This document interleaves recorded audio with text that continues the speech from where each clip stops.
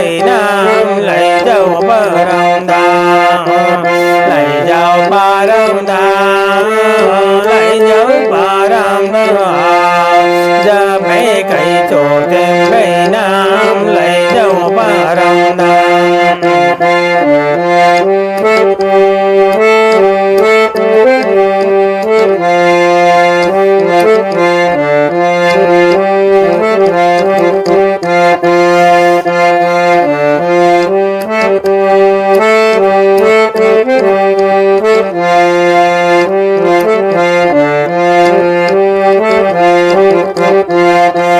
dần mẹ mà đến cha dần mẹ mà đến chưa ba mới sợ cả ta đến cha dần mẹ mà đến cha dần mẹ mà đến cha dần mẹ mà đến chưa ba mới sợ cả ta đến cha dần mẹ mà đến cha dần mẹ mà đến cha dần mẹ mà đến chưa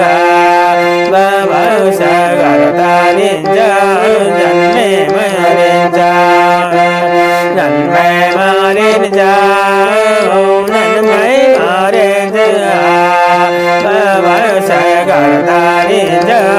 dần mẹ mà đến cha dần mẹ mà đến cha dần mẹ mà đến chưa ba mới sợ cả ta đến cha dần mẹ mà đến cha dần mẹ mà đến cha dần mẹ mà đến chưa ba mới sợ cả ta đến cha dần mẹ mà đến cha dần mẹ mà đến cha dần mẹ mà đến chưa ba mới sợ cả ta đến cha dần mẹ mà đến cha ba mới sợ cả ta đến cha dần mẹ mà đến cha ba mới sợ cả ta đến cha dần mẹ mà đến cha